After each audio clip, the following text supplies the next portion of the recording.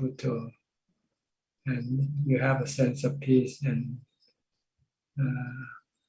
easiness. No more struggle, no more struggling between your thoughts.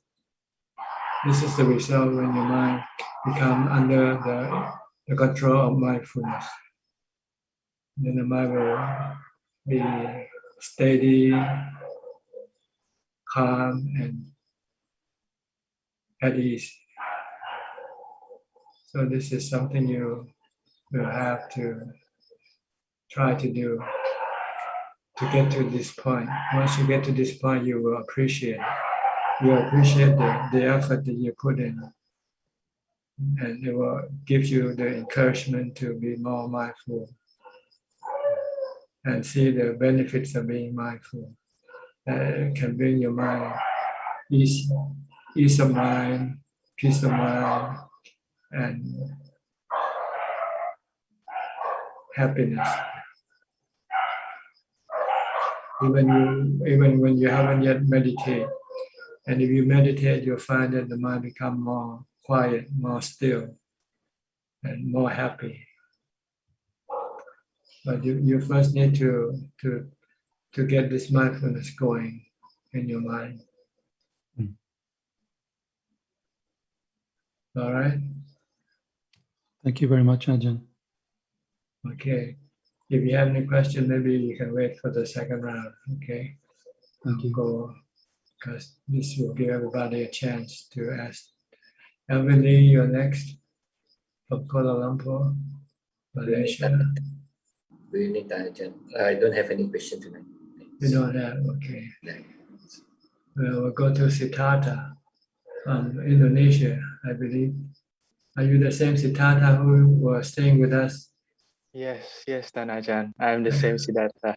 Okay, I see. I don't recognize you. Your hair grow longer now. Yeah, it hasn't been. You doing okay? Yes. I'm still practicing right now. You still plan to ordain as a monk? Yes, Ajahn. So I've been exploring in Indonesia, but I have concluded through my search, I haven't found the correct environment here in Indonesia. So probably I will continue my ordination back in Thailand. After you can come into the country, after everything back to normal. Yes, that's the plan. And your sister also plan to come back? I don't know, but it seems like she will try to find a place here, which currently both of us are staying right now in Bali, and it doesn't seem that she has planned to return to Thailand anytime soon. Okay, and how's your practice? So currently I'm back to mindfulness practice. So I have tried contemplation, like sitting for long hours, and I have managed to find some successes on that. After sitting about 11 hours or so, I can see the mind can separate itself from feelings, but I cannot repeat it. After a few months later, the painful feeling starts coming back again, and I figured it out. Probably my mindfulness is not strong enough, and I'm start building it up again, and probably will take the exam more on painful feelings before progressing to other problems. Okay, you should, when you do this thing, you should forget about the past, what you have achieved, and don't have any desire for achieving it again. Just do your work in the present. Do your mindfulness in order to separate your mind from the body and from the pain. Either mindfulness or using contemplation, studying the nature of the pain as being anicca, dukkha, anatta. Any question today? No,ท่านอาจารย์ thank you. Okay. Let me go to Claudia Schweiner from Germany. Any question from you, Claudia? Good afternoon from Germany. I'm very glad to see you. And yes, I have a question. You have to speak louder.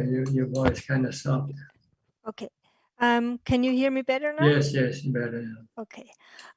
Yes, I have a question for my translation of your book. In Germany, we have, or in the German language, we have two different meanings of the word you. So we can translate you for only one person.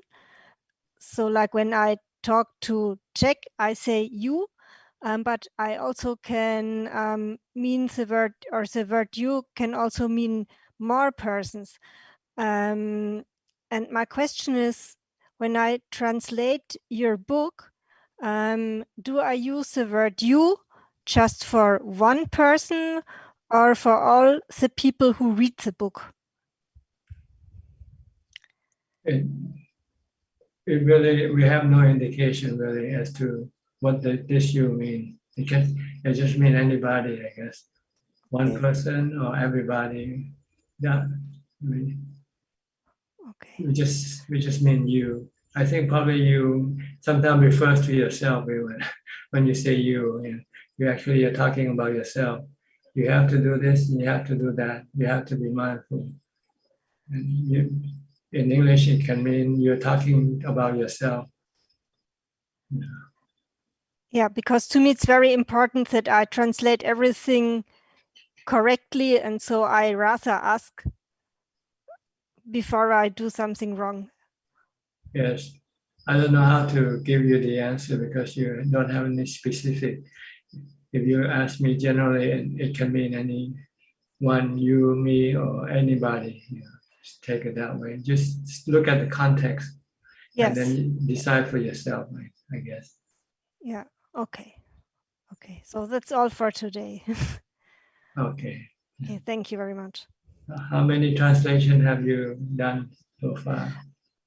I translated one book already for my community, for the Wat Thai Nuremberg. And this book was printed about 5 years ago or 6 years ago. And currently I'm translating this book. Okay. Dhamma for the asking. Yes. Volume 1 or 2. And so currently I completed chapter 2, so I will start with chapter 3 now. Okay. And you publish it in your Facebook page? I'm going to send it to the address you told me. It's the address of your in the website assistant. Yes. And it can be posted in the web page. Yeah. And Kenneth also offered to read some translations I'm not completely sure about, so I will also take his offer when I have some special questions. Yes. Okay, so maybe he can help check your translation. Yeah. Okay. All right. Thank you for the work. Thank you. I thank you for your teachings. Next, Fai Lim from Malaysia.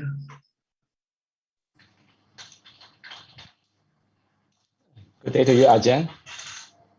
Any question today? Yes, I have practical questions today in regards to observing the 8 precepts at home. So aside from practicing meditation, does exercising workout is allowed when we are observing the 8 precepts? The reason I'm asking because as I can see, sometimes it can be considered, and I'm rather not sure whether it can be considered as a form of enjoyment or some kind of entertainment. Yeah. It depends on what your purpose in exercising is. If it's for the healthy reason. Yeah, then it's okay. It's medical. Consider okay. Yeah, because there's worry that it will break the last 3 precepts of the 8 because the number 6 say that it could encourage eating after the noon time, or it can be considered as entertainment as well, or maybe in the form of beautifying the body. But it's rather, it is not, because it's more like for the healthy reason, especially staying at home for long hours. So sometimes just a bit of workout, just to make sure that it does not break the 8 precepts. Yes, if it's for medicine, reason, medical reason, then it's okay. But if it's for pleasure, then it's not good. All right. Thank you, Ajahn. Yeah, I'm noted on that. Okay. Next, Philip Lim and Adeline from Malaysia. Good evening, Thanajan. Good evening, Thanajan. We don't have Okay. we don't have question. No question. Okay. And then we go to Geg Yenso from Penang. No question. No question. I just want to say sadhu, sadhu, sadhu to Claudia for helping the translation. It's good job. Yeah. All right. Next, Forrest Tom from Boston. Hey, Thanajan. I'm very glad to hear your teachings today, especially the advice to Professor Kenneth. It's very helpful for me. I have one question today. I've started watching some videos of autopsies because I have trouble doing asupa, and I think it's helping me to visualize the organs better. So I'm wondering, at what time should I be contemplating these organs? Is it, I do it right now whenever I see someone on the street, I try to visualize it, but should I also do it at other times when I'm not in contact with people? Yes, as much as possible, except when you meditate for jhana, then you know, if you have to use just one object if you want to go into concentration, into jhana, but not all the objects. I'm not sure, maybe it can get you into jhana with all the super contemplation. But I think you need to be still. Your mind needs to be still. So you might need to just focus on one object, one organ, like such as the skeleton or something, if you want to enter to jhana. But if you want to have this right view of the body, then you can try to look at the whole body, all the organs inside your body, like an X-ray machine. That's what you want to do, because the skin that covers the body prevents you from seeing what's under the skin. So you need to use contemplation or memory from what you have seen, from other visual, and then try to imagine it in your mind.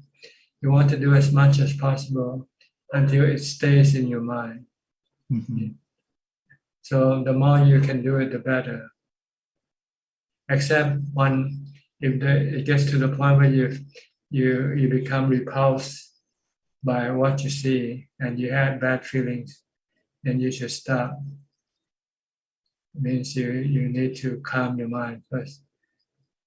If your mind can watch all the parts of the body and remain calm, having equanimity, not reacting to it either positively or negatively, then you can keep on doing it.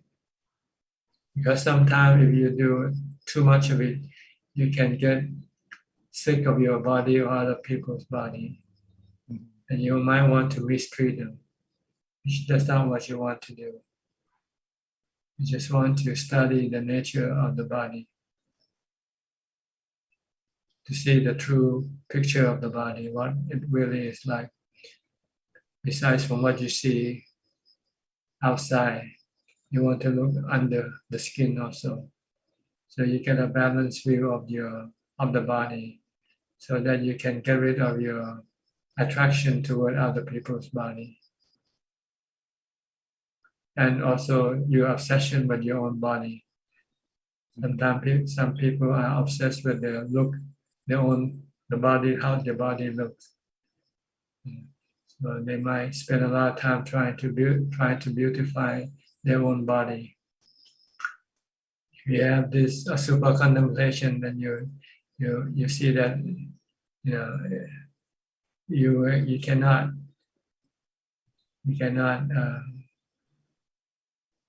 erase the bad looking part of the body, no matter how you want to beautify the external part of your body.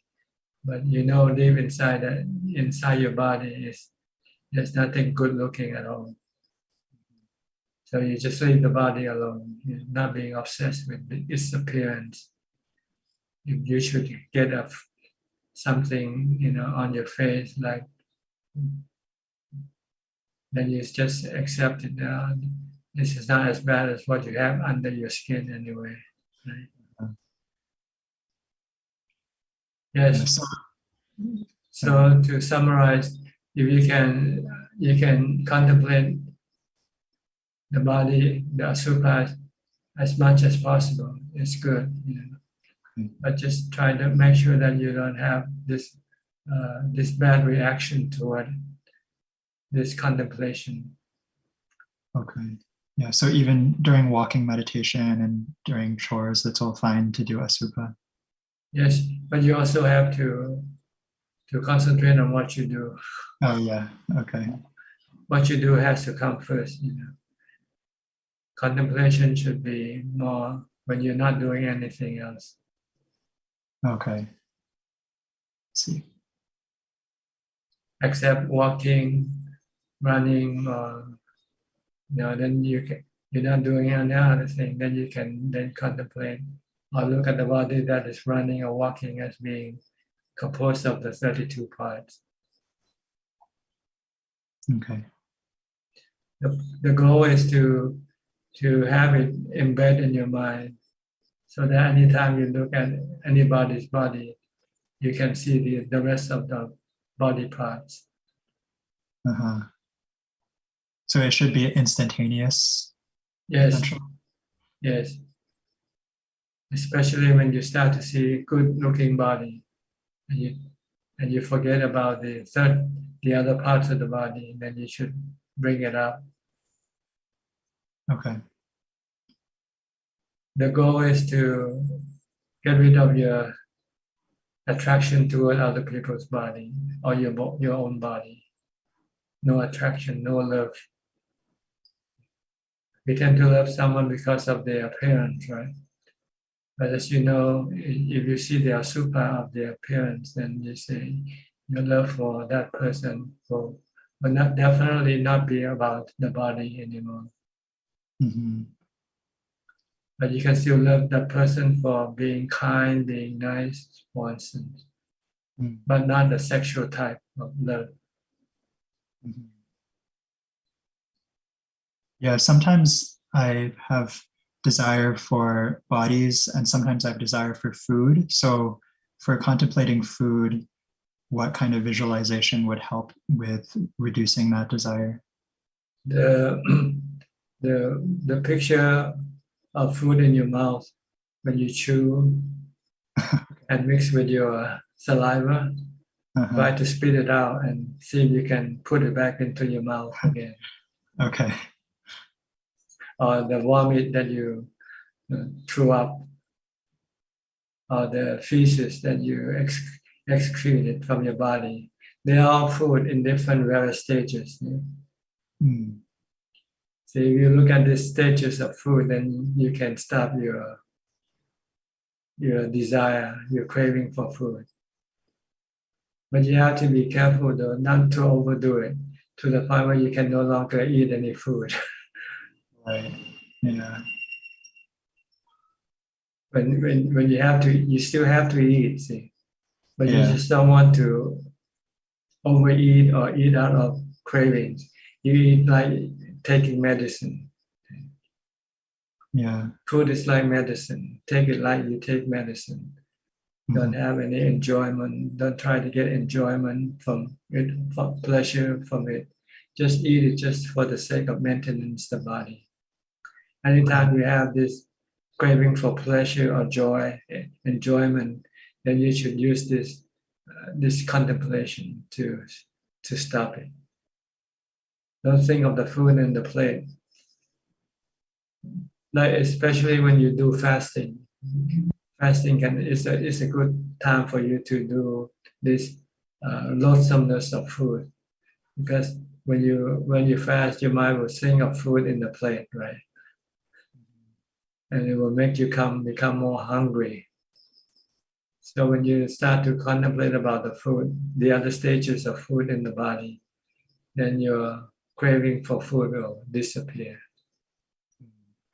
And you can continue on fasting. Or for people who take the 8 precepts, after midday in the evening, they might start to think about food and get hungry from thinking about it. Then they should think about the food in the mouth, or the food in the stomach, or the food in the toilet bowl.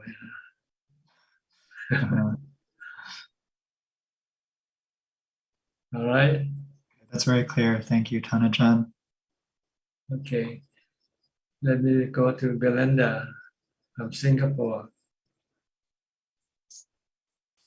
So, have any question today? No question, Tanajan. No Thank you. question. Okay. Are you enjoying listening to our talk? Yes. Okay. It's not too extreme, talking about supa and talking about this loathsomeness of food. You can accept it, yeah? All right? I don't think I dare to try at this moment. Or if you want to eat something so bad, why don't you mix everything up in a bowl? That I have tried. Yeah, put everything that you're gonna put in your stomach and mix it up in your bowl. That one I have tried before. With the dessert and the coffee and everything, put it. Coffee. Cakes and whatever, mix it with your other food. Because they're all gonna go mix up in your stomach anyway, right? Later on. So let's mix up in the bowl before you take it in your body. This is the way to stop your defilements from thinking about food. You know. Every time it eats, if you force it to eat like this, then it won't think about special type of food. Because it knows that you are going to mix it all up to be one type of food anyway. Complete meal. Put everything, dessert, drinks, put it all in the same bowl or plate and then eat it. Just a few times, just to stop your cravings. And every time you crave, then you think about mixing up the food, then your craving can go disappear. And once you have no craving for food, then you can eat back normally. You don't have to mix them up. This is just to get rid of your cravings for food. Okay. Cravings and enjoyment of food. When you eat food, you want the food to be separated, right? So you enjoy it that way. So when you mix everything up, then you take away the pleasure, you take away the enjoyment, and you make it like a medicine. Okay. Okay. No question today, huh? So fun, no. Okay. Thank you, Let me go to Sri and check.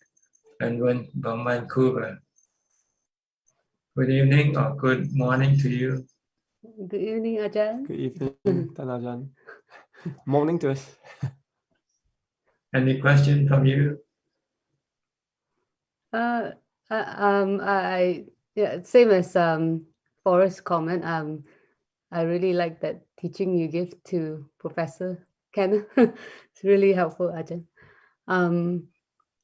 And also the other day on Q&A, somebody asked you about Nesachika.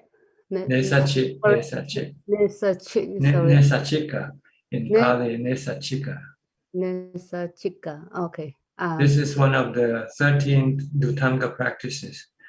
I was going to ask you if it's a Dhutanga. Okay. Yes, that is Dhutanga. That's one of the Dhutanga practices. So meaning they don't lie down and sleep, right? I don't like to force the mind to continue on practicing as much as possible. No breaks, like no lunch break, no breakfast break. No, this is like taking no break and working. and No sleeping. See? No sleeping. Oh. Yeah, but it's comparable to like when you work.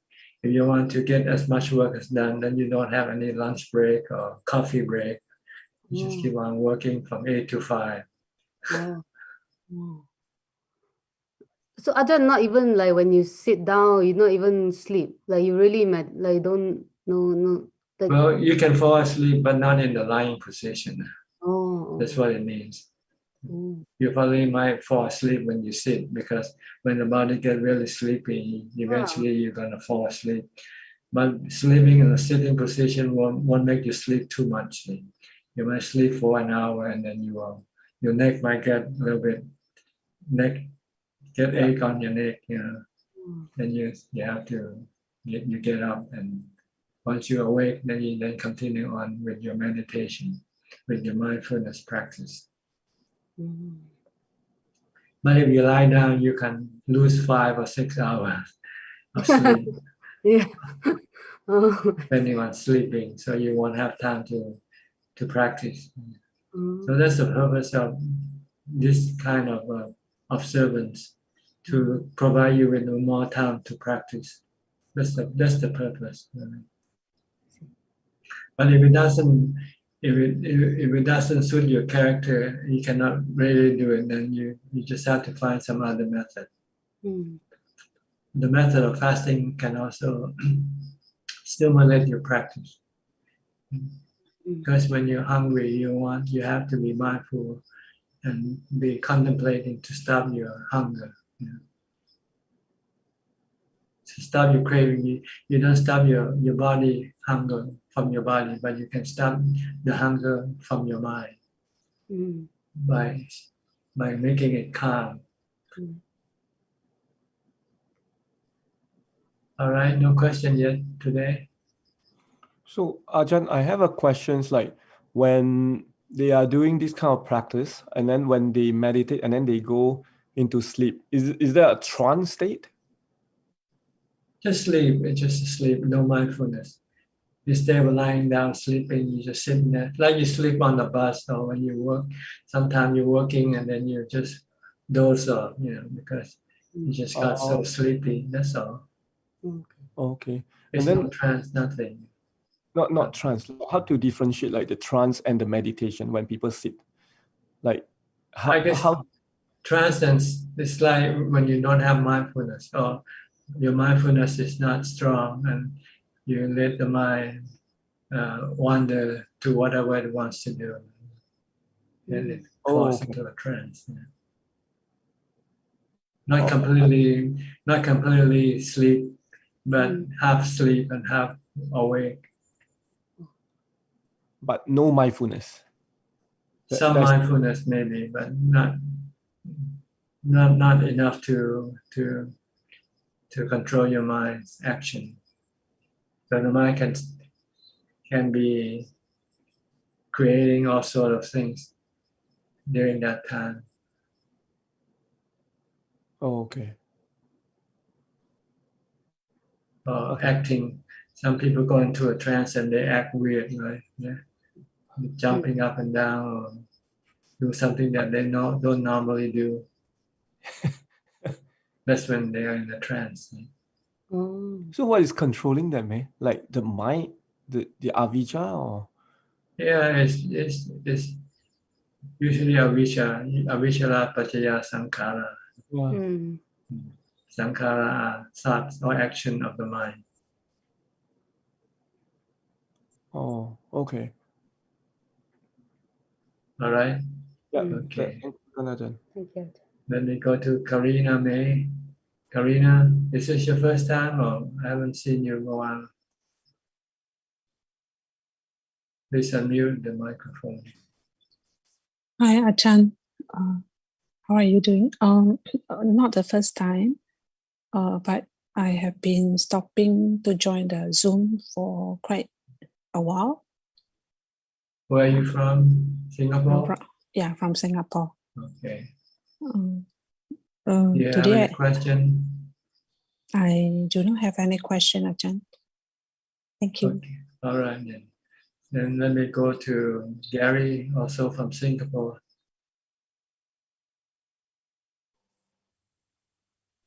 Good evening, Thanajan.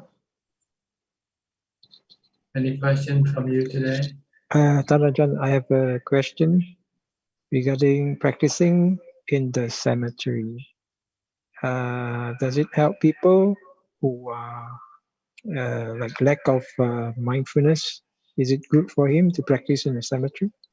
No, I think you need to have enough mindfulness to be able to control your fear. If you don't have enough mindfulness when you go there, you won't be able to stay there because your fear will drive you crazy. Right. So you would have to have a certain amount of mindfulness to be able to stop your fear. Okay. But you want to go there because sometimes you get sleepy when you meditate elsewhere, where there are nothing to instigate fear in your mind. Yes. But when you go to a cemetery or into a deep forest, then your surrounding can instigate some fear in your mind, which will force you to become alert. Okay. But you have to have a certain amount of mindfulness to stop your fear, because if you don't, then your fear will take over your mind and it will force you to go back to safety, to look for a safer environment. I see. So it's basically for people who have some samadhi already, maybe, and they find that they are bothered by their sleepiness. You know. All right. Thank you, Ajahn. Okay. You want to try? I've tried, but I'm not so fearful about ghosts and all that. So I think I prayed for about 2 to 3 times already. Yeah.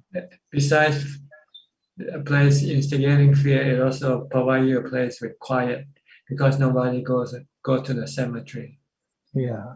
That's so right. there you can then avoid all these disturbances from people, because you won't see people around cemetery celebrating, dancing, or Yeah. But it's usually when we go with a group, like being led by a venerable, a monk. Yeah, usually that's the. But you should, once you get there, you should separate. You should go, leave a distance between you so that you feel you're alone. Yes, we usually have a distance between us. Yes. Don't stick together like a pair of husband and wife.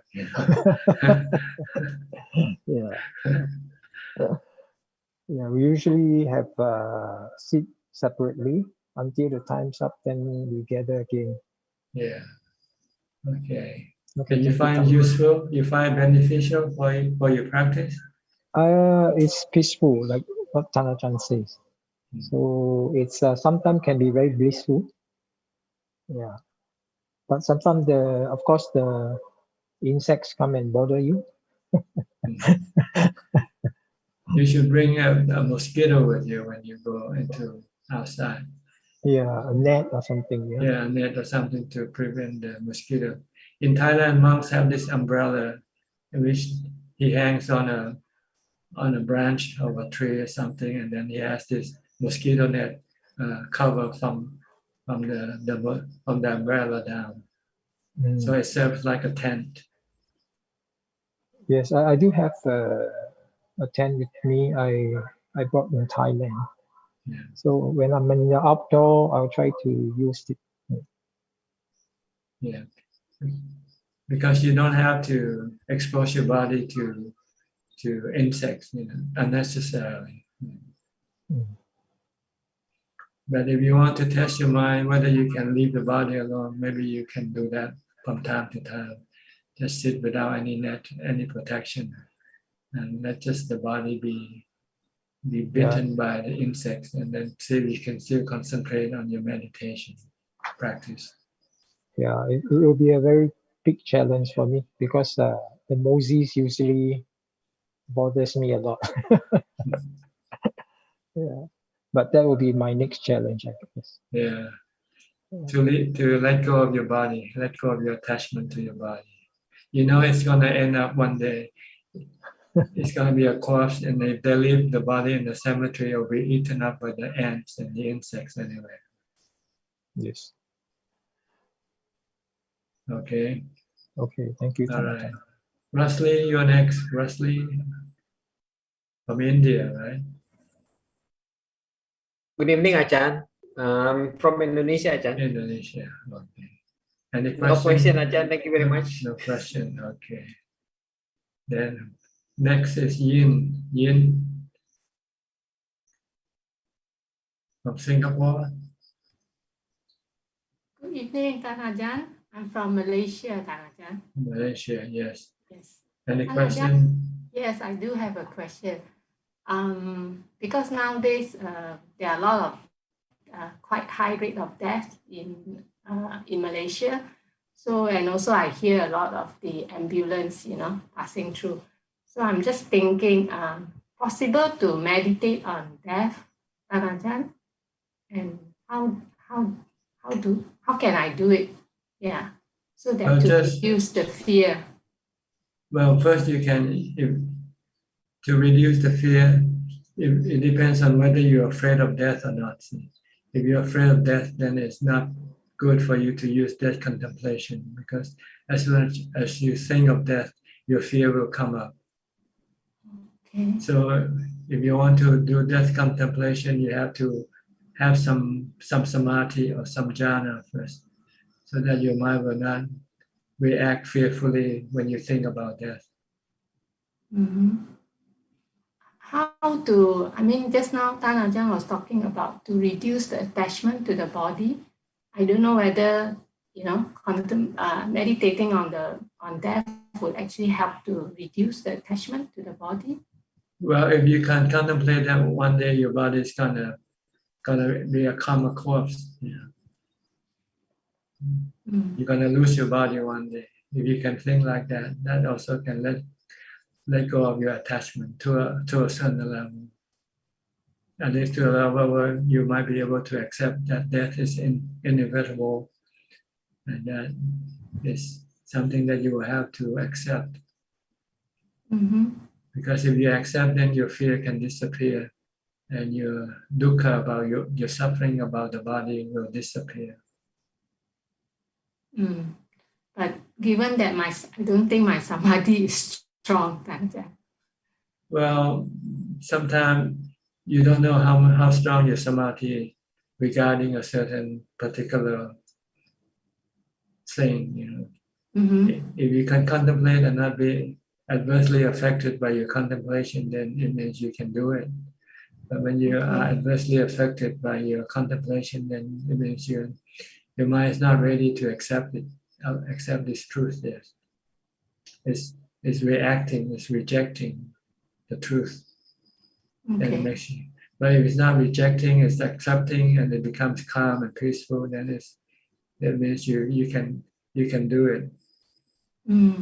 Okay. Maybe please can Tan Ajahn teach me, and then I'll try and see how my mind reacts to it. Well, I already taught you. It's you who have to take the test. You have to try it to see how your mind reacts every time you think of death. Okay. First thinking about it, maybe, and then next go to see a living, a real death, a real corpse, for instance. Okay. So that you will see how strong your mind is. Then, if you can see a real corpse, and then your mind doesn't have any adverse effect, then maybe your mind is accepting the truth, and then you can then contemplate on your own body, that your own body will also one day be like that. Okay. Okay. All right. Okay. Thank you, Tanajan. Okay. Evie from Indonesia. You have to speak louder. Nama budaya Ajahn. Ajahn, can you hear me? Okay. Okay, I have a question, Ajahn. Some meditation during this day, I keep finding a light. Sometimes it's very bright, like sitting in the front of the sun, and I can stand it, I react and go out. Sometimes the whole body is in the light, like the lantern in the night sky. Cannot think, only knowing. All is silent. The consciousness is round like a ball, and it's very clear here. I can be in this state if I go to episode 100 more. This effect is I cannot sleep at night. I remain fully conscious, not sleepy until 5 a.m. I just can't sleep. But I feel happy, cannot sleep also happy. Wake up happy during the day. I'm very happy, but happy this is just last for 2 days and become normal again like anesthetic running out of the effect. Is this samadhi, Ajahn? I would say the mind is mindful, because if it's samadhi, then it should be still. But this means that your mind is alert with mindfulness. Okay. And it is calm, and it's but it's not samadhi. Samadhi has to be the mind has to be completely still, not moving. Still, when in daily days, No, when you sit down, when you sit and meditate, your body becomes still and your mind becomes still. Then that is samadhi. But when you come out of samadhi, then it's considered mindfulness. You're being mindful, not being calm from your samadhi. But we don't call it samadhi. That's all. It doesn't matter the label. As long as your mind is peaceful and calm and awake, then this is good for your mind. yeah, it's usually I want to sleep. I don't dare to scanning for once. If I just remember the head, the shoulder, the hand, I will be awake all night. So I don't dare to do that when I want to go to sleep. Another question is, when I pay attention to the breath, I notice that I have 3 comfortable points: the forehead, nose, and the throat. And I read Ajahn Lee quote which says that it's necessary to pay attention to that comfortable point to spread energy. Yes, I feel the energy spread throughout the whole body, make the whole body feel whole to be here at this time, at this present time. Is that correct, Ajahn? Well, if it's calm and peaceful and still, it is correct. If it's not, then it's not yet correct. So you have to do it until your mind becomes calm and becomes still.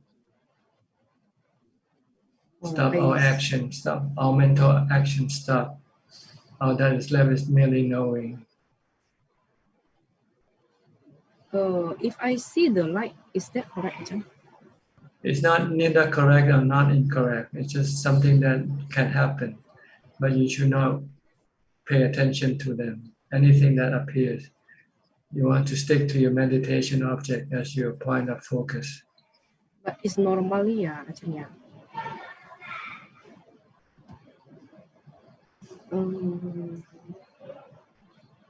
Then how to do Maramasati, Ajahn?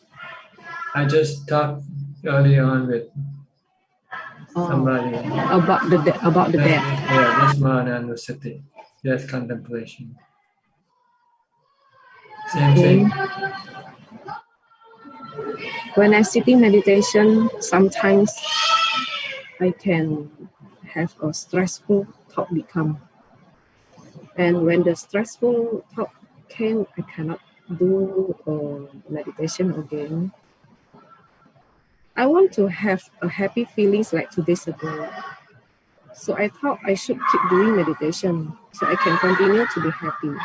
But this is an addiction or attachment. Is it okay if I have this kind of thought? It's good to meditate. It's good to be addicted to meditation. Yeah, but the problem is, can you do it or not? It doesn't mean that by sitting you are meditating. If you're sitting and your mind go all around the world, then you're not meditating. You have to be mindful. You have to bring your mind to your meditation object. Then you're meditating that way. Yeah, Ajahn. But okay, usually, one last question for you. Go ahead, one more question. How to can meditate more than 2 hours? Because I only 2 hours. Get up and do walking meditation instead. If you cannot sit, then get up and do walking meditation. And sit again. Yes, then come back and sit again. All right. Okay. Next, Katrina from Australia, from Noosa, Australia. Haven't seen you in a while. Hi, John. How are you? All right. I don't have any. I'm good. Just listening. And no question. No. Everything okay? Yeah, everything's good. So good to listen. Thank you. Okay. I'll go to the next person then. Samho Tomo from Indonesia. Oh no, I'm from Australia also. Yeah. Right? Where in Australia? Melbourne? In Melbourne, Ajahn. Melbourne. Okay. Not too far away from Chao Kun Keng.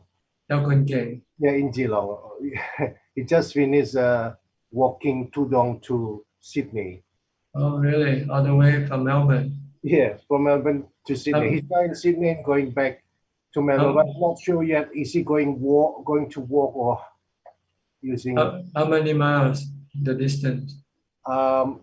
It's fixed 2 months, but sometimes another monk accompanied. So he traveled from Melbourne and then he visited monasteries, and some of the monastery actually send 1 or 2 monks for 1 or 2 days.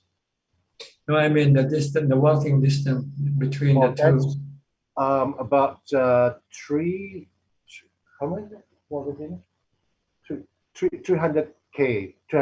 kilometers. So he has to walk and then spend the night on the way, right? Yes. In the caravan park, and then sometimes the devotees actually offered the empty house for them to stay, but the lay people stay in the tent. So they're caravan walking together. Walking, yes, in the morning, and then in the evening, of course, they stay in place that wherever they can find. How many monks and lay people? Yeah, so 2 monks, it's a fixed one, and on the way, it's actually a couple of monks join in just for 1 or 2 days, but 2 monks is a fixed. Ajahn Chao Kun Keng and the other more junior monks. And no lay people accompanying? Lay people, a group of lay people, mainly from Malaysia and Singapore, and some from Australian. So it keep accompanying and preparing everything for Ajahn. Like they explore the route first to make sure that everything is actually in place. Yeah. Do they walk along the highway, or do they walk on the? No, not along the highway. I actually met before he departed Melbourne, and then they took more like a country road rather than highway. It's dangerous Ajahn along the highway because there's many vehicles with a high speed. I see. So they walk along the country road, smaller road. Yeah, and they send the photos with the smaller monastery, and this is quite a beautiful and serene surrounding. Do they need to get any permit to do this? No, Ajahn. No need to get permit. No need to get a permit. It's okay. Only some of the curiosity from the local people, and then they interviewed him, and then he appeared in local TV. The people just curious, what is the motivation of him doing that from Melbourne to Sydney? Yeah. And what did he say? He said it's actually to introduce Buddhism to the community and then to distribute metta along the way. So it's actually to cultivate merit as well. Okay. That's good. To propagate Buddhism. Yes. And during his ways, actually, he said, surprisingly, if he actually encountered a couple of very nice monasteries in a smaller place, sort of like a smaller meditation center along the way, which is not noticed before. Okay, that's good to hear. Thank you, Ajahn. I have a question, Ajahn. This is in observing Sila. When, for example, if we want to observe Artha Sila, given that current situation with this pandemic, do we need to get it from a monk, or can we do it at home by reciting the Sila? You can do it at home. You don't need to have a monk to give you the Sila, because you already know what they are. Right, okay. It's only when you don't know, then you need to ask the monk for information, really. The monk just give you the information. But as far as keeping the Sila, you have to set up the resolution yourself. You don't need to do it in front of a monk. Yeah. Thank you, Ajahn. That's all my question. Really, thank you very much. I'm grateful can attend this talk. Okay, you're welcome. Next, Vince Chua from Singapore.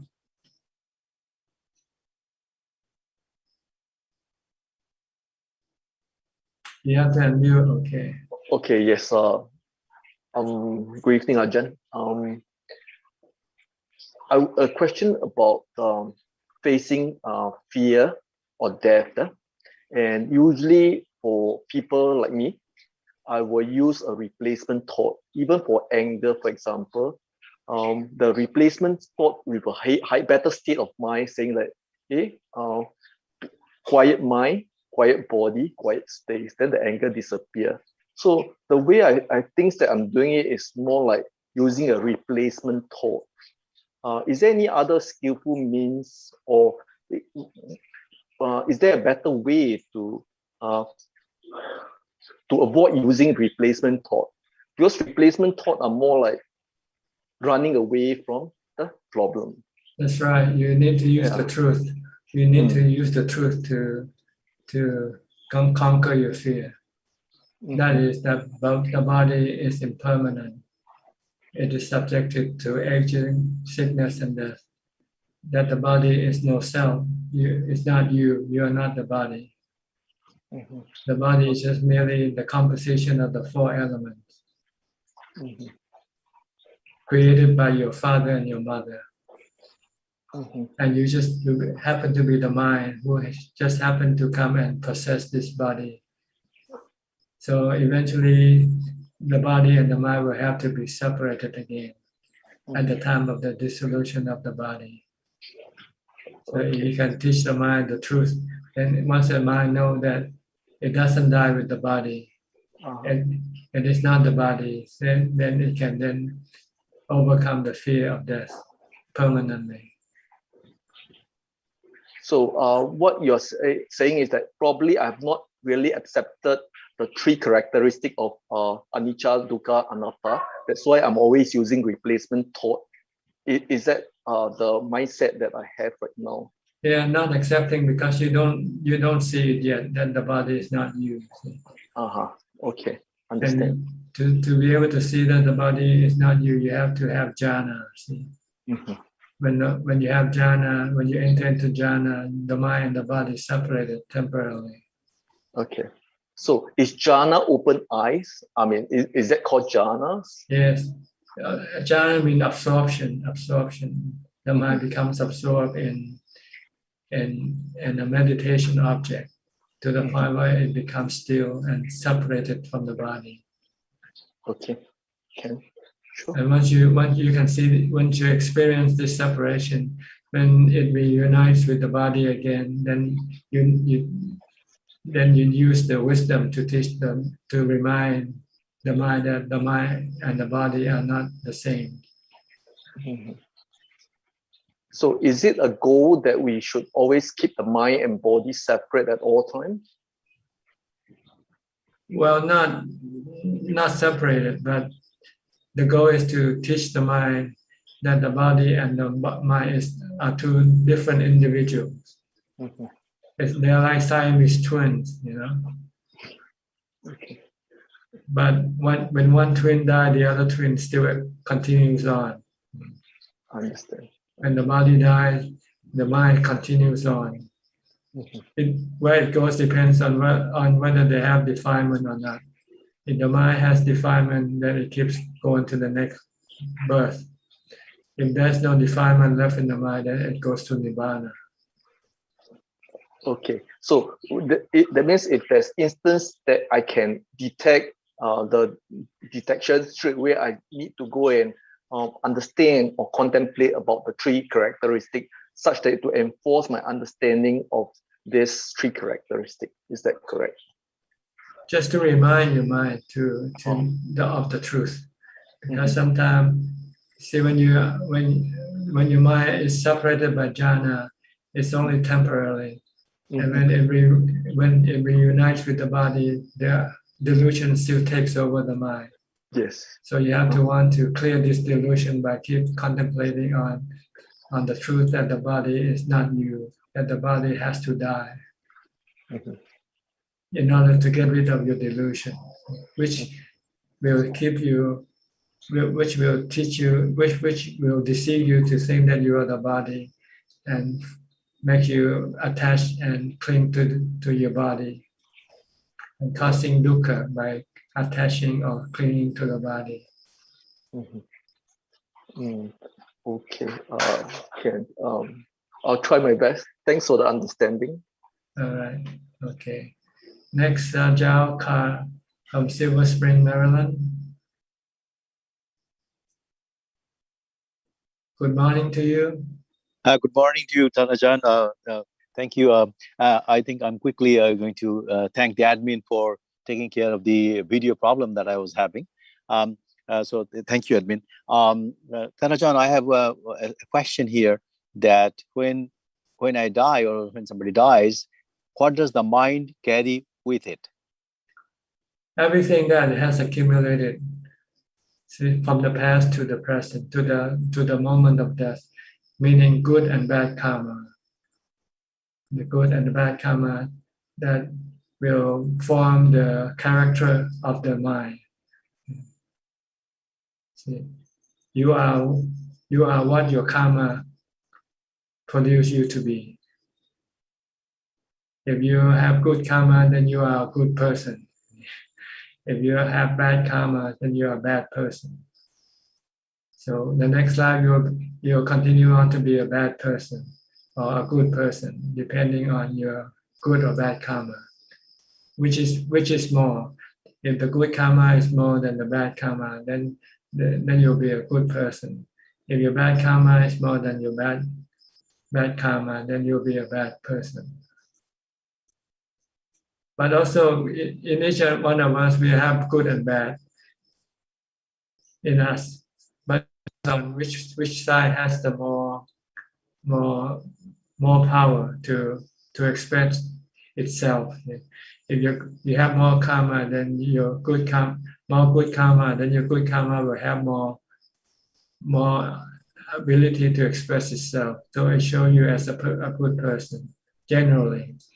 But from time to time, your bad side might come up also. And your video are off. Off again, okay. But you can still hear my voice? Right. I can. Okay, then maybe it just turned itself off. I think back on now. Does this answer your question? Thanajan, actually, previously you mentioned that that certain attributes are carried with the chitta. So I'm just wondering why. Yes.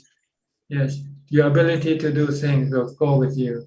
If you used to meditate, will continue to meditate.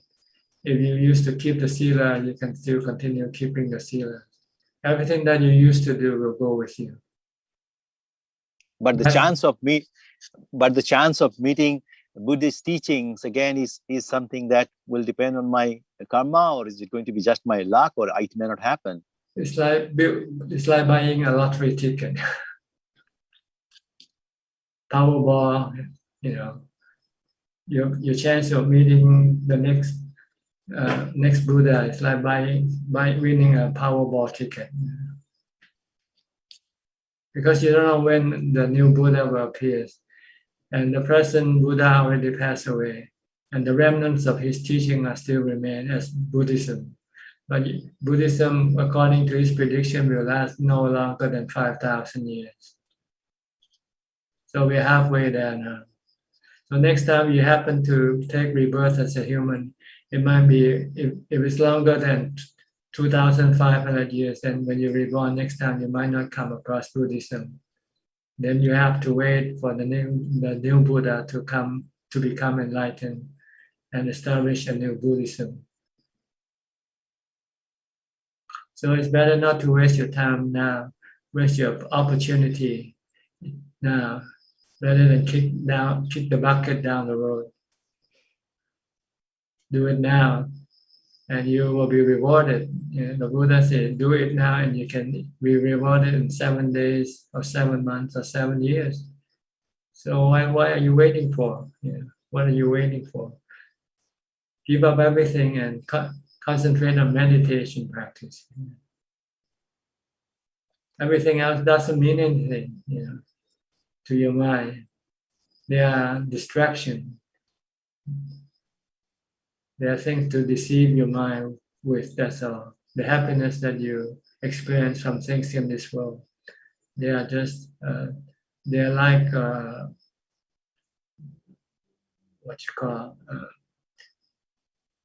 something, they're like illusion, they're not real.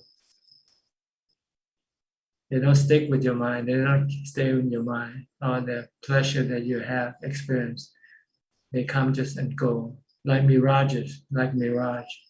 They're not real. But the practice, the result that you get from meditation is real. It will stick with your mind.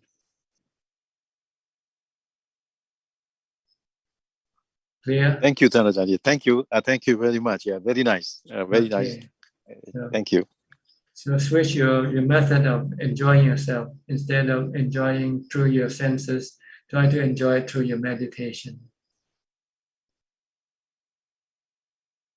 Okay? Okay. All right. Next, Starling from London. Starling and her daughter.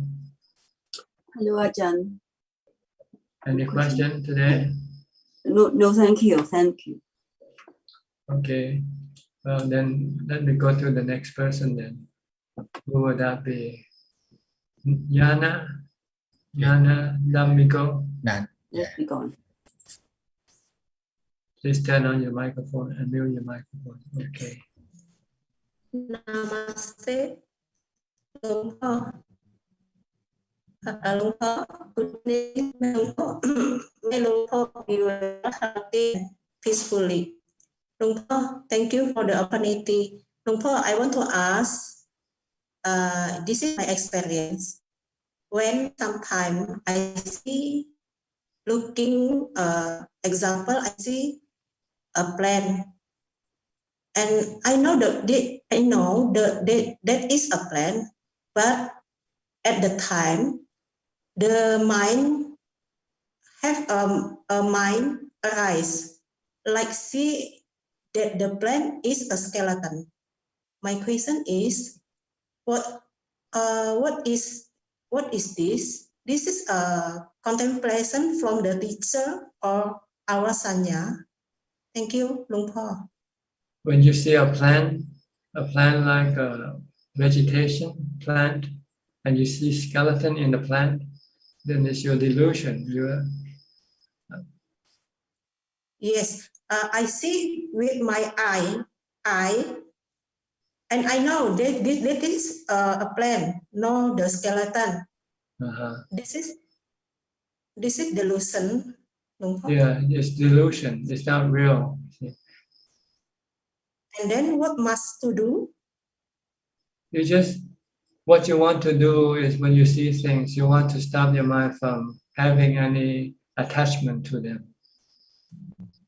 You don't want to be attached to anything, because when you're attached, you can be hurt by your attachment. When you lose something that you are attached to. So you want to teach your mind not to be attached to anything, because everything is impermanent. It doesn't matter what they are. You don't have to know whether they are plant, they are animal, or anything. Just know that they are all impermanent, and that one day you will have to be separated from them. So it's better not to attach or cling to them.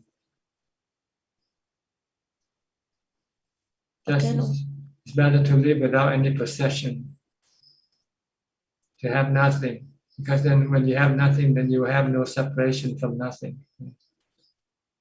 Then you will have no suffering, no sadness, no sorrow, because there is no separation from the things you love, because you don't have anything to love in the first place. All right? All right, sadhu, sadhu, sadhu. Luang Por, I won't take permission from Luang Por. I want to say with Luang Por, before I already sent an email to Luang Por Sudam at Wapabantat about take permission translating the book, Patipada book. And then I have a reply because I said in the email, I not yet found the translator. And then this Zoom, I see one person, the name is Siddhartha. I won't take permission from Luang Por to take the handphone number from Siddhartha. Can? I think you can chat with him right now. I turned on the chat already. You can chat. You can go to the chat bit down below, click on it, and then you can send the message to Siddhartha. Siddhartha can then give you the information you want. Look at the bottom of your screen. There's an icon called chat. Just click on it and type the message. Yes, Luang Por, thank you very much for Luang Por Metta. Thank you. Okay, you're welcome. Sadhu, sadhu, sadhu. Next, Constance from Singapore. Good evening, Tanajan. I'm fine. I'm just listening today. Thank you. No question. No question. Thank you. Okay. Anuraji, do you want to say anything? Yes. Good evening, Tanajan. Thank you for your teaching. Can you hear me? Yes, yes. Yeah. 2 o'clock for you now. Huh? Yeah, it's fast, yeah. So, Tanajan, this question is very similar to what Kenneth has asked. I thank you for him. My practice has been good, especially during weekends, so when I don't work. But usually during weekdays, I come home with a lot of project issues and problems and problem solving. So I can manage my mind when I sit down to meditate. But what's happening is in the middle of the night, I wake up and then all the problems or the thoughts coming into my head. And when I try to recite Buddha, I know that I'm aware that the train of thoughts are passing by. Even I try to forcefully stop, it doesn't work. It comes twice the speed or the intense. So is there any practical advice that you can just stick to reciting Buddha. See, right now the train of your thought is very strong. and you're just beginning to recite Bhutto. So it'll take a while for Bhutto to be effective. So just keep on reciting, and don't expect instantaneous result from reciting Bhutto. It might take you 5 minutes, 10 minutes before your Bhutto will be strong enough to stop or to disregard your train of thought. Yeah. So you just have to persist with your mantra. Yeah. Don't expect quick result from using it, because your train of thought has been thinking all day long. It's like a runaway train, you know. Yeah. So, and you're just starting your Bhutto train to stop it. So it's going to take a while before Bhutto can catch up with the speed of your train of thoughts. So just stick to Bhutto, Bhutto, Bhutto, Bhutto, Bhutto. Okay. Eventually, then your thought will diminish, and then even eventually stop if you keep on reciting the mantra. Yeah. The secret here is not to stop the mantra before you achieve the result. It's like resuscitating someone. You know, you just have to pumping the body until the person responds. You know. Mm. Yeah. You don't do it once or twice and then you stop. You know, you keep on doing it until the person responds and awakes. Same way with the mind, you keep using Bhutto as resuscitation. Keep reciting Bhutto, Bhutto, Bhutto, until eventually your thought will stop. Or you forget about the thought because you're so immersed with Bhutto, Bhutto. You want to be immersed in Bhutto, Bhutto until you forget the thoughts. Yeah. Okay. Okay. Yeah. Thank you, Thanajan. Thank you. So It's a good method. It's just the application that's not good yet. Yes. You're not persisting. You're not determined to use Bhutto, Bhutto. Yeah, true. All right. Okay. Thank you. Thank you, Thanajan. Thank you. Okay. Next is Hendrik Chuan. Hendrik, where are you from? Please unmute your microphone first. Okay. Okay. Good evening, Ajahn. Where are you from? From Indonesia. Do you have any question? Not yet, Ajahn. Still listening. Okay. Thank you, Ajahn. Okay. Joko Gumilang. Joko, you're next. Where are you from? From Indonesia, Ajahn. Any question? I'm just joining, Ajahn. I still listening and have no question. Okay. That means we have finished our first round because the other person hasn't turned on their video, so it means they're not asking any question. If you want to ask, you have to turn on your video so we know. So let me go to Facebook then for question if there is any. Yes, we have 4 questions from Facebook, Thanajan. First question from Ho Liang Soon. At the time watching to the breath, any concentration have to do with the mind? No, when you're watching your breath, the mind is no need to watch the mind because the mind is under control of mindfulness. Mindfulness is forcing the mind to watch the breath, to stop it from thinking. So there's no need to watch the mind.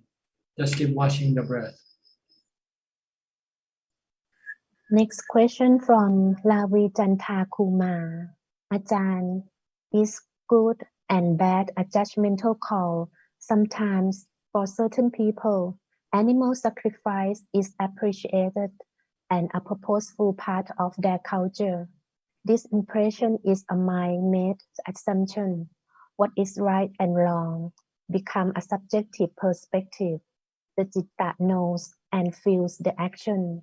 Your insight, Pante, on how we can conceptualize good and bad become a hindrance to our practice เมตตา Well, good and bad in terms of Buddhism is that what you do and affect other people, good or bad. If you hurt other people or yourself, then this is bad. If you do and it benefits other people or yourself, then this is good. So this is how we define good and bad in Buddhism. The effect of our action. If it hurts other people or hurt yourself, then it's bad. If it's beneficial to other people or to yourself, then this is good action. This is good. Okay. Next question from Winston Go. When we about to die, how can we prevent our conscious from being reborn? Can Ajahn please advise? Oh, you have to practice now and stop your defilements, stop all your cravings, your desire. Then you will not be reborn. But if you expect to do it at the moment of death, then that's not possible because it's not easy to do, even when you're not dying. How can you do anything when you're about to die? Next question from Polian Soon. Ajahn said, do it now. Maybe can achieve the right path. How to do it? Like surrender all our property, carry out higher sila, continuous life like a monk.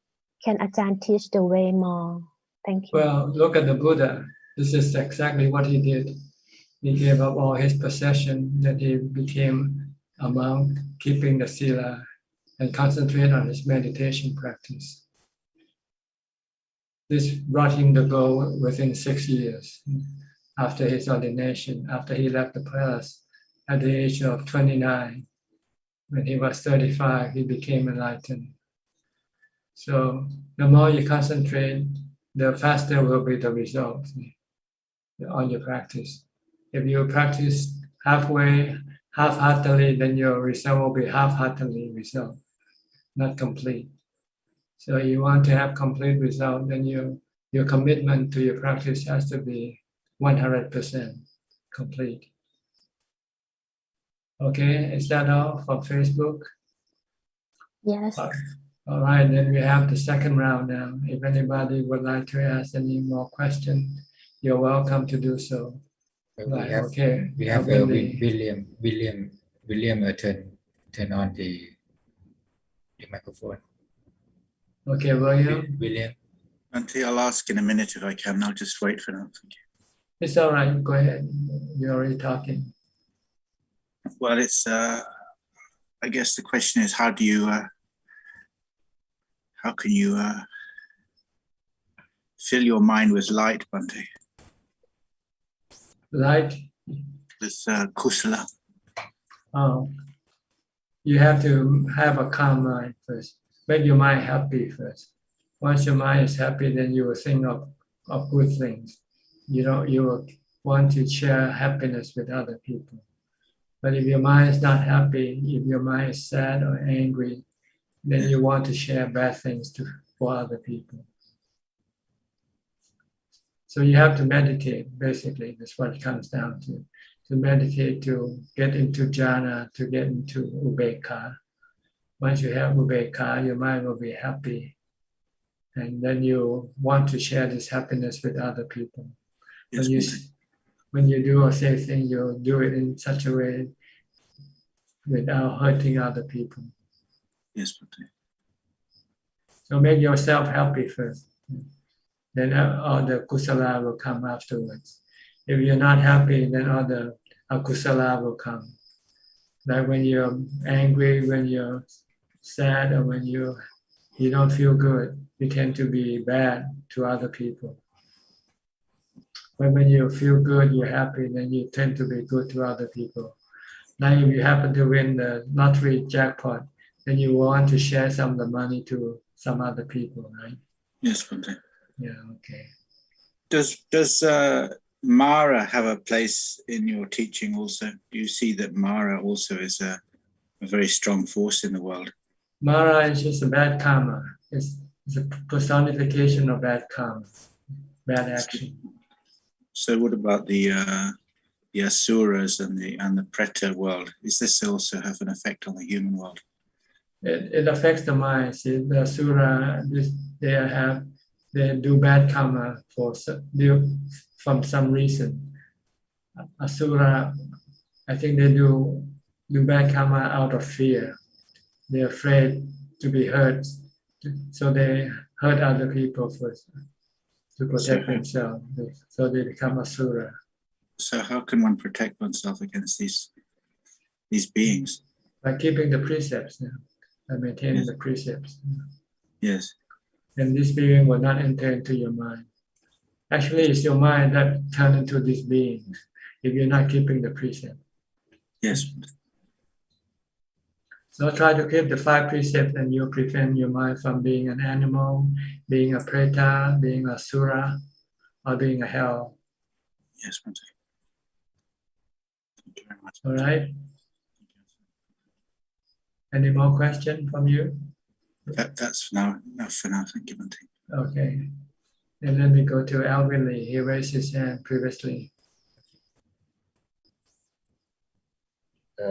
Tanajan, just a question. I think I was told before that only Arya and those person with psychic advice, can teach the Dhamma. What is your comment on that? Because sometimes I give basic instruction to my children as well, practicing meditation or share basic Dhamma with them. Well, you can teach what you know, but if you try to teach something you don't know, then you can be misleading. So before you teach somebody, or if somebody asks you for direction, you have to know the direction first, right? Before you can give them the direction. If you don't know the direction, you say, "Oh, go this way," you probably get there, but you don't know whether they'll get there or not. So it doesn't have to be a noble person to teach Dhamma, but a noble person will be more certain about his teaching than a non-noble person, because some of the teaching, some of the things that we learn from reading or listening is not yet complete, like the knowledge you gain from accessing the noble level.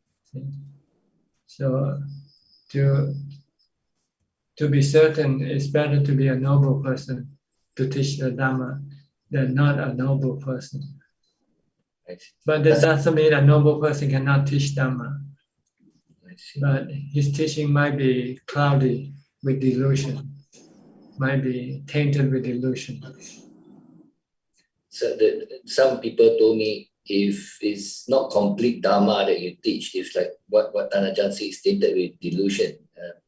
It's bad karma for you as well. Is that true? Well, it's bad karma in the sense that it distracts you from your practice. You should be a noble person. You should concentrate on your practice more than teaching other people. I see. Practice until you are fully graduated. Then you have no more practice to do. Then you can devote the rest of your time to teaching other people. Follow the example of the Buddha. He didn't teach anybody until he became fully enlightened. Once he became fully enlightened, then he devoted all his time to teaching only. So when you're not fully enlightened and you spend half your time teaching other people, your practice will never get you to become fully enlightened. To be fully enlightened, you have to completely devote all your time for the practice only. If you divide up your time to teaching and practicing, you will never get there. Look at the Ananda, Venerable Ananda, who looked after the Buddha. He didn't have time for his practice because he spent all his time caring for the Buddha. So he never became fully enlightened. It's only after the Buddha passed away, then he has all the time to do his practice. And he could do that in 3 months' time. See. So So it's better not to worry about teaching other people. You might be able to give a brief instruction if they ask you something, but don't try to do things like I'm doing right now, spending hours talking Dhamma, teaching people. You should be meditating, practicing your Dhamma practice to get fully enlightened first. Once you become fully enlightened, then you can teach as long as you want, as much as you want. So Tanajan, for my children, sometimes they see me meditating, they want to join me. I just give them basic instruction. That's okay, right? That's right. That's okay. What to do. Right. Okay. But like Ajahn Man, when he was doing walking meditation, some of the hill tribe people saw him walking. They wondered what he was looking for. So he asked Ajahn Man, "What are you looking for?" And Ajahn Man said, "I'm looking for Bhutto.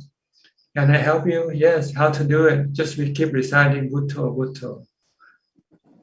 Yes. So he teach them indirectly without they knowing that they've been taught to develop mindfulness. Okay. Thanks. All right. Thanks. Anybody else? Okay, we have Emily. She just turn on the video. Emily? Hi, John. Okay, go ahead. Any question? Yeah, I was gonna ask, I guess, two pieces. One, how does one work through physical pains or ailments during meditation? Because I just noticed that it's difficult for me to it feels like there's like a barrier between me and like really good focus when I have all these problems arising, and it's really causing a damper lately for me. That's why you should meditate when you're good, when you're feeling good. So when you're feeling good, don't waste your good time on some other thing. Spend it on meditation, because in the future you don't know when you're gonna get sick or feeling bad, and you won't be able to meditate as much. Okay. And then another was when meditating, I do like to give merit. There's a lot of sad things happening in the world, and is there more besides sending goodwill and merit, equanimity and compassion to those? Is there other things that I'm able to do for others as well? I feel I don't like to feel powerless in the face of great adversity. Well, you cannot do much for people. You can only do so much, So just do what you can. Thank you. Besides, you have to look at the whole picture. The whole picture that this is a world, this is a messy world. Everything's gonna be bad to everybody, because everybody will eventually end up getting sick and die anyway. So regardless of how much you do, you cannot change this fact, this truth. But it doesn't mean that you shouldn't do anything either. Just try to do as much as you can, even helping one person to make a person happy for one day or something like that. It's worth the effort if you can do it. But you should also not forget doing things for yourself also. Sometimes you forget, you want to help other people and you forget that you're not helping yourself. You still have work for your own self to do. I'm prone to that. I'm very prone to that. Yeah. So help yourself first. Make yourself fully help. Then you will be able to help other people more that way, like the Buddha did. Even after his death, he's still helping us by his teaching. like you mentioned to Alvin with the, I guess, get enlightened before you teach. So I guess similar to goodwill, I reckon. How can I help others if I can't help myself? Well, like if you can afford it, right now they are hungry people. If you can help feed them, you can do that. Mm-hmm. But not by merely thinking. Thinking doesn't help anybody, right? Your thought doesn't make other people fill up the stomach. They need food. So you want to help them. If you can afford, then buy them some food, for instance. All right? Thank you. All right. Okay. Anybody else?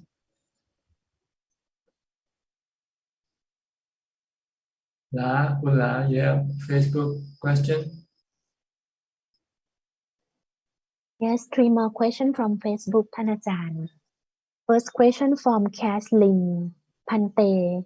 Can we recite Triple Gem during our meditation?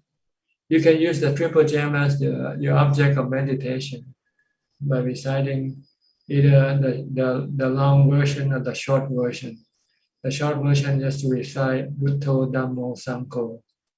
The long version is to chant Itipiso Bhagava Arahang Samma Sambuddho.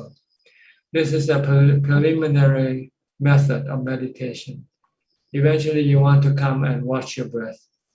But when you're starting, you might find it difficult to focus on your breath. Then you can recite the Buddho Dhammo Sangho or the Itipiso until you calm your mind enough to be able to watch your breath. Then you can then stop chanting and then turn to watching your breath instead. Next question from Marilyn Lee. When we are being mindful, when it comes to a state when you don't even have any taste of the food, but only know you are chewing. Well, if you're mindful, you should know what's the taste and what that you are chewing something at the same time.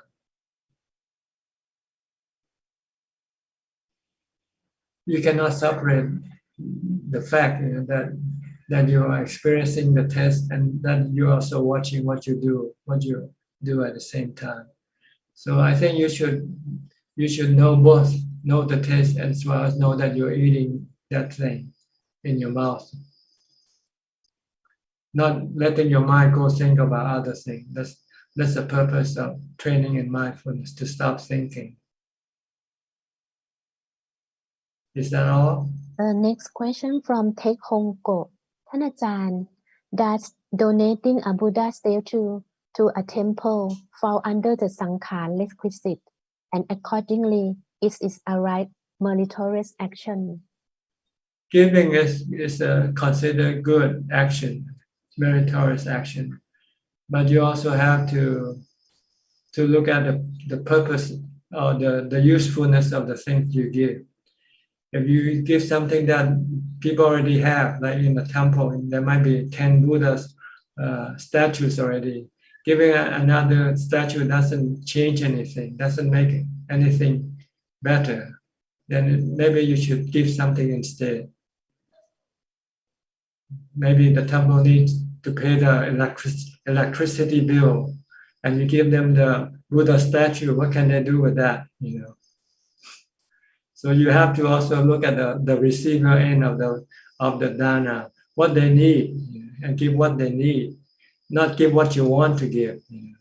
Sometimes people want to give Buddha statue, but they don't know that the monk is starving, for instance.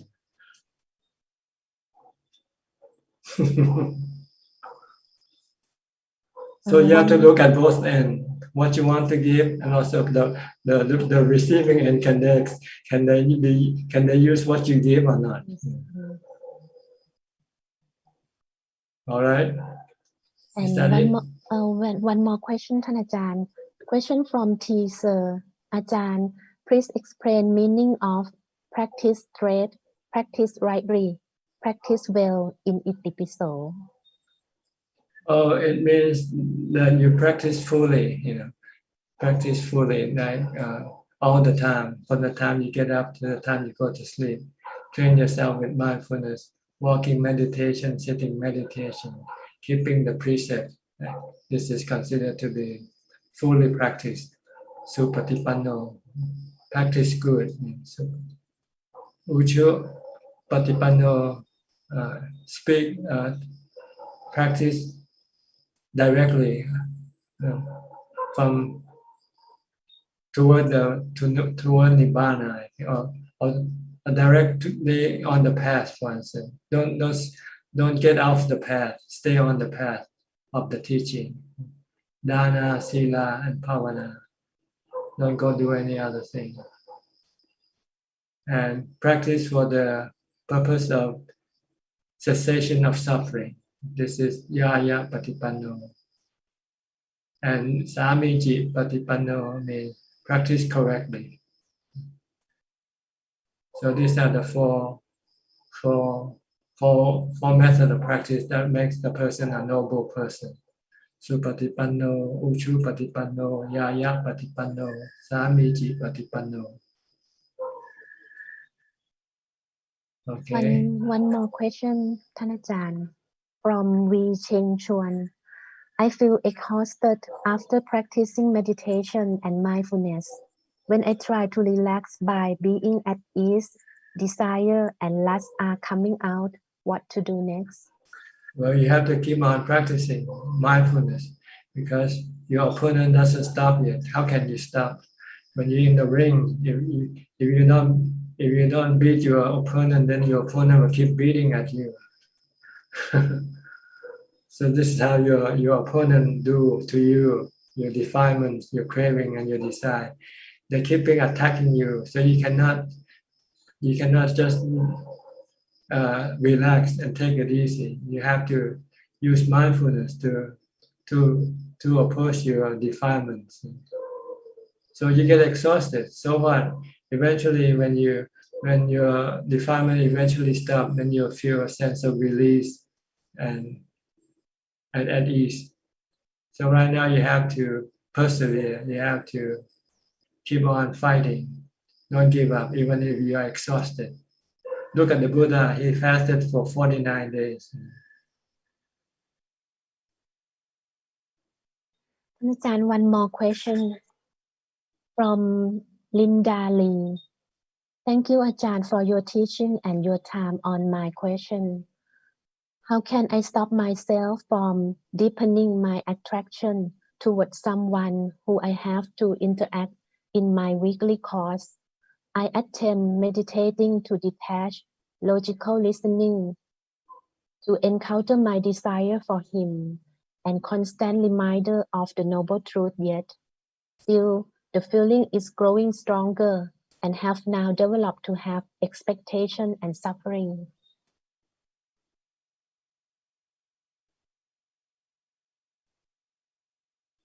You have to think of the person's 32 parts of the body of that person.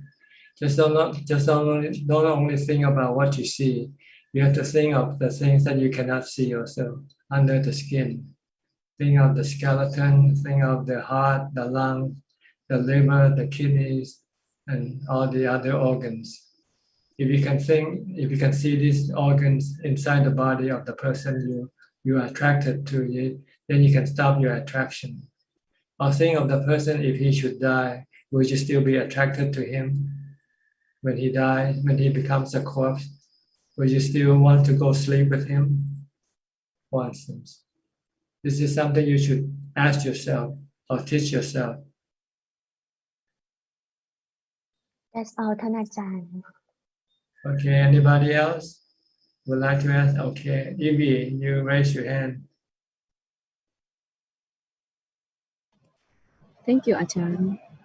Ajahn, my question is, I have always have something in my head, like a formation. And my job is I have to adjust my head all the time. But this kind of the head condition always remind me of training. Sometimes it's comfortable, sometimes it hurts, especially in this part. So how to make it comfortable all the time, Ajahn? Just ignore it or just accept it for what it is. It says you cannot do anything about it. You cannot get rid of it. Then you just have to embrace it, I guess. Just accept it. Don't try to reject. Because when you try to reject something that you cannot reject, then you can become stressful. It already happened for 2 years, Ajahn. Just meditate, and this problem will eventually disappear. Just keep developing mindfulness mantra. And then eventually, I carry it what happened to a really disease in my head. well, if you cannot get rid of it now, then you just have to accept it. Accept it. Okay. Don't try to reject, because the harder you reject, then the more stressful your mind will become. Can mindfulness have hope for samadhi, who is like my condition? Again, please repeat your question again. Can have mindfulness have hope for attain a samadhi? That's right. If you have mindfulness, you will have samadhi. So keep training in mindfulness as much as possible. Stop thinking. Focus on what you do. When you're not meditating, keep focusing on what you do or reciting the mantra. Then when you meditate, your mind will be mindful and not thinking about other things. Then it will get into samadhi that way. And I often hear people ask about jhana. What is special about jhana? And what are the characteristics of jhana?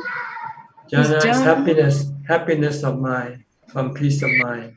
When the mind becomes peaceful and still, then you have happiness. Is to attain jhana, we must beyond samadhi? No, you have to have, jhana is samadhi. Samadhi and jhana is the same thing. You have to have mindfulness to get into samadhi or jhana. It means someone who has attained jhana also can step back there, Ajahn. People with jhana can step back. What do you mean by step back? Back to recall past life. No. Step back. Our exercise. Exercise. Our meditation can step back again if we don't have a mindful. For example. Yes.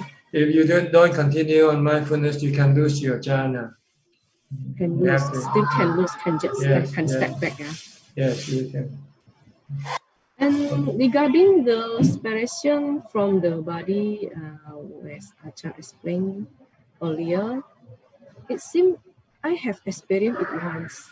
My body was pulled back as far as 1 meter, then slowly joined again. I was shocked by this happen. Is this jhana, Ajahn? I don't know. You have to ask yourself. You have to answer it yourself. It doesn't matter. If you ask me, then it means you don't know. And if you don't know, I don't think I can tell you either, because I didn't experience what you experienced. Okay. Since then, I have sometimes experienced like strange. For example, my hair moved to the side of my face. Then I hold my hair, still in my head. And sometimes my skin is itchy. I don't scratch. I just pay attention to the location of the itch and start zooming like a magnifying glass. And the itching begins to unravel like ants that break down. The itching decreases, but after I don't zoom the itch back again. I think this is a question I don't want to listen to. I think you just have to give it to yourself better, okay? These are your personal experiences. It cannot sharing. Yeah. You can share, but I'm not here to confirm yes or no to what you experience, because I don't experience it. Yeah? I teach you how to deal with these experiences, is to leave them alone. Just know them for what they are. Okay. Okay, Ajahn. All right. Yeah. Okay. Okay. Let me go to someone else. Joko. You raise your hand, Joko. Thank you, Ajahn. I want to ask a question. Go ahead. Go ahead. Yeah. So there is a Buddha remark before Parinibbana. It is in Pali words, which is Attahi Atanonato, translated to make yourself as your own protection. At the same time, we also taught to take refuge to Buddha, Dhamma, and Sangha. So, what is the meaning of make yourself as your own protection? And in what condition or situation we can make ourselves as our own protection? Thank you, Ajahn.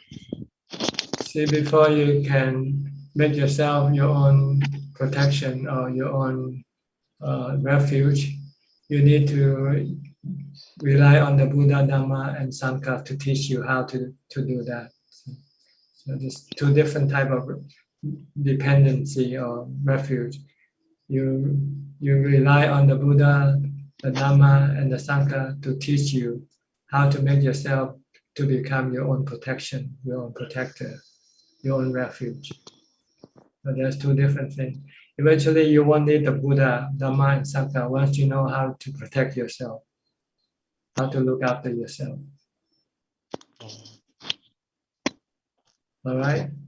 All right, Ajahn. So, I just think that when Buddha remarked the verse, he stated in front of the monk. So I think maybe this is only valid for the monk. So maybe as the lay people, we only have to take refuge to Buddha, Dhamma, Sangha, and I don't think that that verse is valid to the lay people too.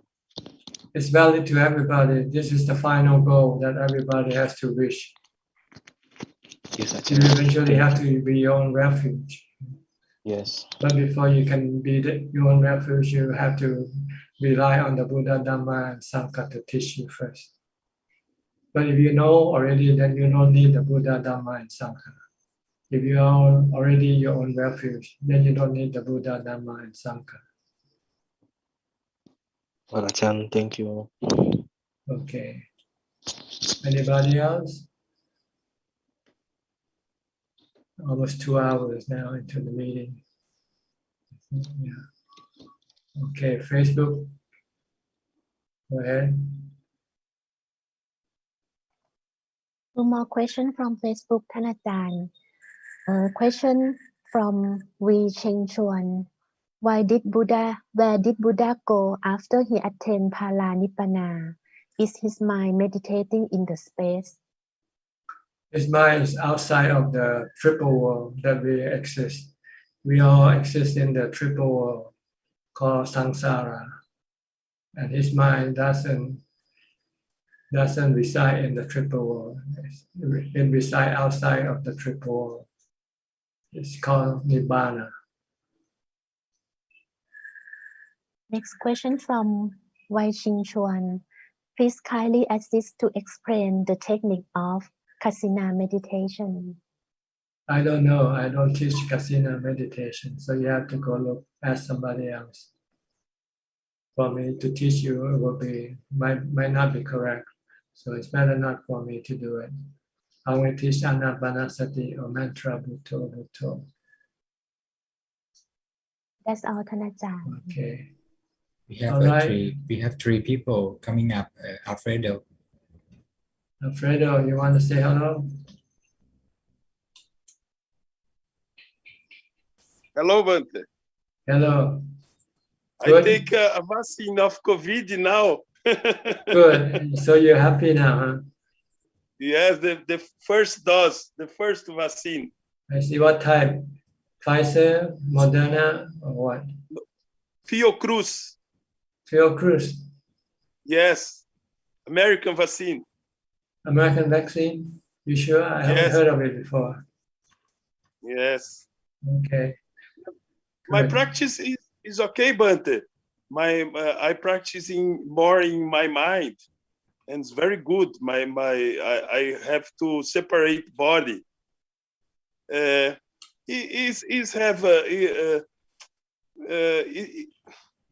Practicing mind is very, very good, ne, Bante? Yes, good. Good for the mind. Makes the mind calm, peaceful, and happy. Yes, only mind. It's very good. My Sakayajit is very good. It's very good. I have happiness with my practice now. Very good. Very good to hear that. You have any question? No. My life is okay. I am happy, but Okay. the practicing mind is other way to life. Ne? It's other way, not Okay. okay. Meditation is the best way for life, for the mind. Yes. All right. Okay. Let me go to the next person. Rasana. Rasana, you're next. Vandana Bhante. I don't have any question, but I just heard he's saying Sakaditi is good. Sakaditi means ego and letting go. How does you say that your Sakaditi is good? Maybe his understanding of Sakaditi is good. I give him the benefit of the doubt. Oh, okay. Thank you, Bhante. It means he understands what Sakaditi is. Okay. Means he must be thinking concentration, is it? Mindfulness. No, he was talking about wisdom. If he's talking about Sakaditi. Oh, okay. Sakaditi, Yeah.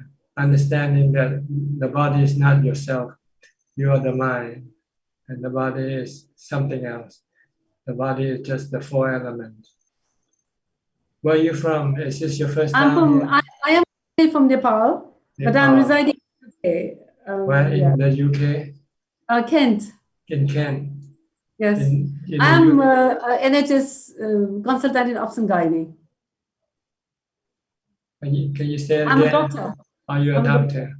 And in Kent, England? Yes. Yeah. I see, okay. But originally from Nepal. Yeah. I see. And this is your first time to join our meeting? No, I've been listening to you very regularly. My husband and me, we both listen to you. In the Facebook, after this finishes, we listen to your talk and your question and answers and the Zoom. I see. Today, luckily, I got into live, so I was very happy. Okay, very happy to meet you. Thank you so much. Okay. I go very regularly in Amravati Buddhist Monastery here in UK. I see. That's where Ajahn Sumedho used to live, yes. right? Yeah. Yeah. Who is the abbot now at Amaravati? Ajahn Amaro. Ajahn Amaro. Yes. You go there for meditation practice or just for Dhamma? We do have a very retreat. Now everything is online, Bhante, because of the COVID. Of the COVID, yeah. But you're opening up pretty soon now, I heard. June. They have not opened to everybody as yet because of COVID. I see. Slowly, UK is the rate of infection is low. So Yes. maybe it might slowly increase now. Yes. Okay, good for you. But in Nepal, it's increasing. Bhante, please pray for my country people there in Nepal. Yeah, I pray for everybody. In Thailand, we also have the same problem right now. Lots of people dying a lot in Nepal because it is not like in India. Mm-hmm. But maybe with the vaccine coming, things might be better. Hopefully, yes. Yeah. We've been vaccinated both because we are a frontliner in NHS. So we have got vaccinated quite some time ago, both doses. Yeah, good for you. Thank you. All right. Bhante, please stay safe. Okay, thank you. Ben, sure, you're next. Do you have any question, Ben? Hello, Bhante. Good evening, Bhante. Good evening to you from Malaysia. Yeah, from Malaysia. You still remember me, right? Well, it doesn't matter. I remember you or not. I recognize you. Let's put it that way. You are a human being talking to me. That's good enough for me. Okay. Yeah, Chan, I want to ask you a question regarding because now I'm in the retreat. I just remind myself to do three things. One is Buddha all day long. Second is I keep my mind inside my body. Third thing is I keep a single-minded. So when I have a lunch or meal for eating, so it's too many objects. So how to do properly in my practice? In my practice. Concentrate on what you do. If you're eating, concentrate on eating. First, So is just it need to watch maintain a single-minded? Before you eat, you contemplate the reason for eating, and not for enjoyment, not for pleasure, but for the maintenance of the body. So it doesn't matter what kind of food you eat. It doesn't have to give you pleasure or enjoyment. Okay. And then when you eat, just keep watching your every step of eating, from taking the food into the mouth, chewing, and then swallowing the food into your body. Just keep doing this, but you don't have to worry about other things when you're eating. Just worry about eating alone. Don't let your mind go think about other things. So the eyes don't try to don't see outside, right? Just watch what you do and disregard everything around you. Okay. To give you focus, to keep you concentrated. So when you meditate, you can then meditate. You can become calm very quickly if your mind is focused and concentrated. Yeah, tomorrow I try to fasting. Tomorrow is my first day to fasting, and I try some new experience. Yes, when you fast, you have to practice. You cannot just do other things. You should just devote your time for the practice of mindfulness and meditation.